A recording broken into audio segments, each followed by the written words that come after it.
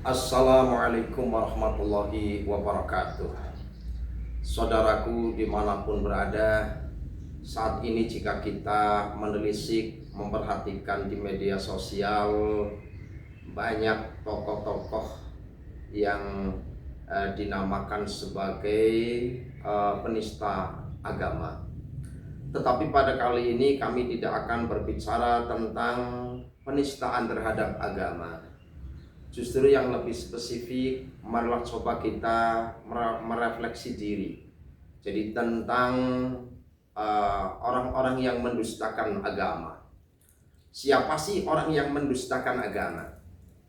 Di dalam Al-Quran sendiri telah mendasari yang termaktub di dalam surah Al-Ma'un. Bismillahirrahmanirrahim. Ara'aital ladzi yukadzibu biddin. Tahukah kalian orang yang mendustakan agama?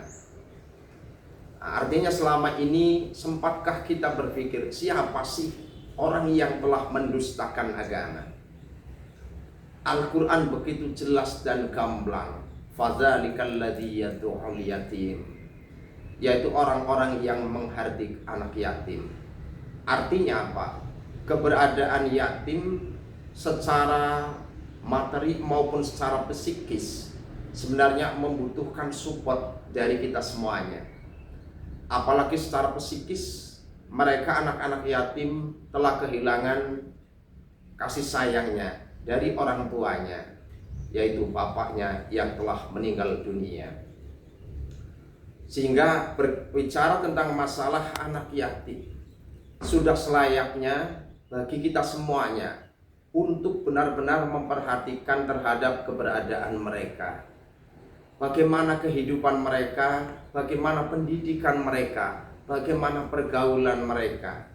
Apakah selama ini kita termasuk orang yang perhatian peduli kepada mereka, atau justru sebaliknya kita termasuk orang yang apatis, yang masa bodoh, bahkan mungkin kita termasuk orang yang tidak punya empati terhadap mereka.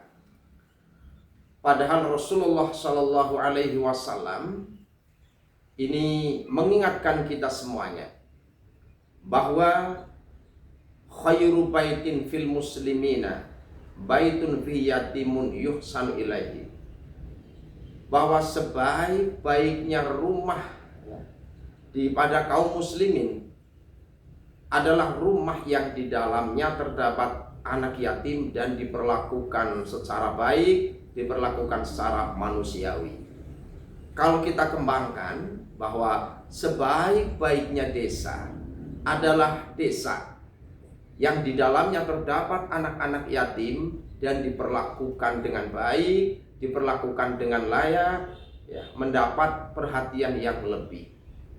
Ataupun mungkin kita berbicara level yang lebih tinggi, bahwa sebaik-baiknya kota pada kaum muslimin adalah kota yang di dalamnya terdapat banyak anak yatim dan keberadaan mereka benar-benar diperlakukan secara layak, secara manusiawi, diperhatikan kesehatannya, diperhatikan tempat tinggalnya, juga diperhatikan pendidikannya. Bahkan lebih itu, kita juga harus memperhatikan masa depan mereka.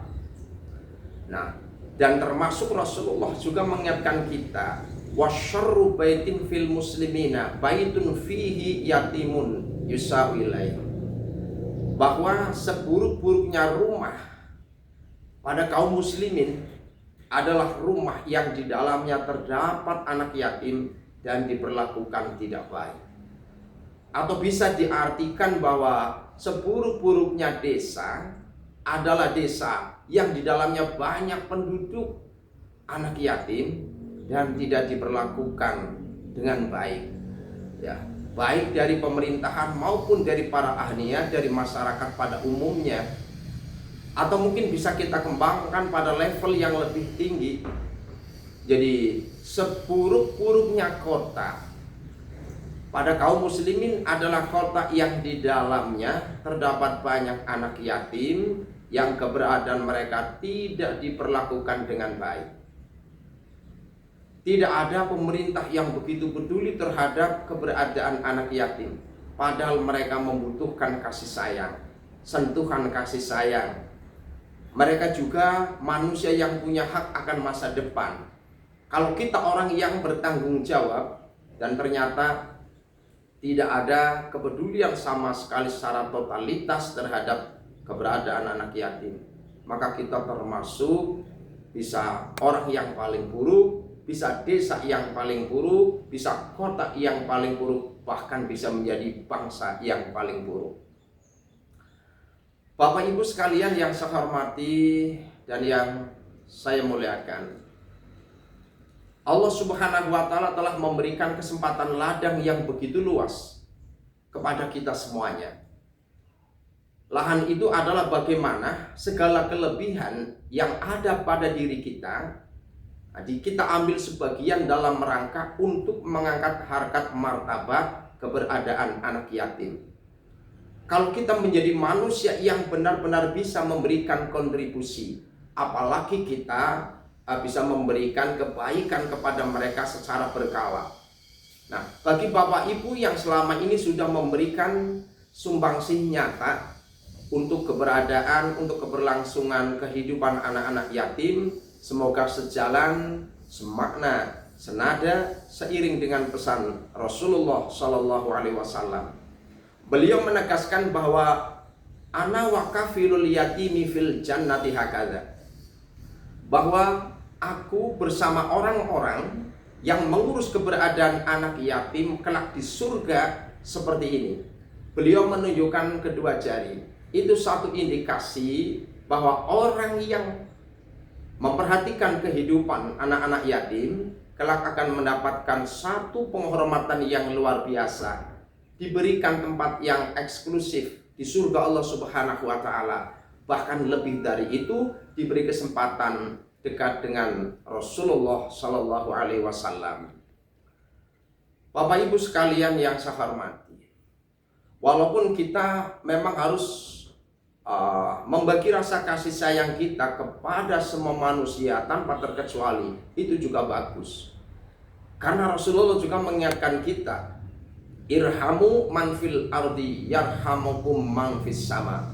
Sayangilah manusia yang ada di belahan dunia ini, termasuk di dalamnya adalah anak-anak yatim, para fuqara wal masakin, masyarakat yang hidup di dalam kemiskinan, masyarakat yang hidup yang terpasung ya dengan segala kesempitan, termasuk para du'afa, para fuqara, orang-orang miskin ya.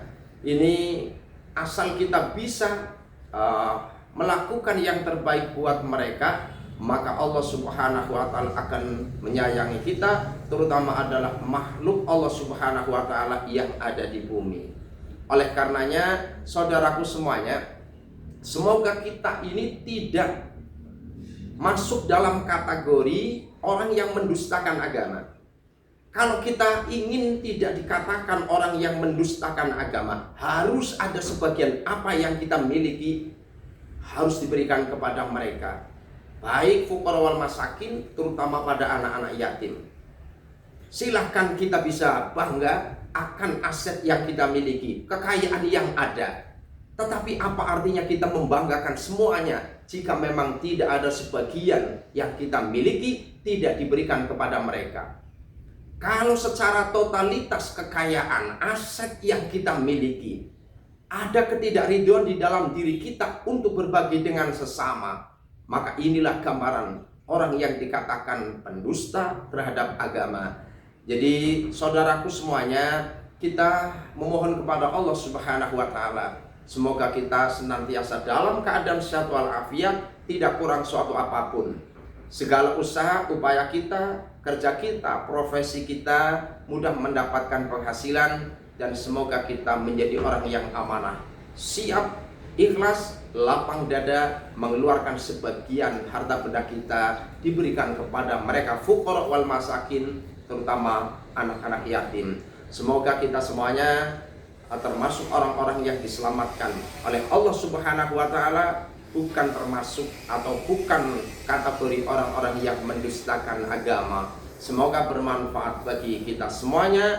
Terima kasih atas segala perhatian dan mohon maaf atas segala kekurangan. Akhirul kalam, billahi taufiq wal hidayah, waridul wal inayah, walafa minkum. Wassalamualaikum warahmatullahi wabarakatuh.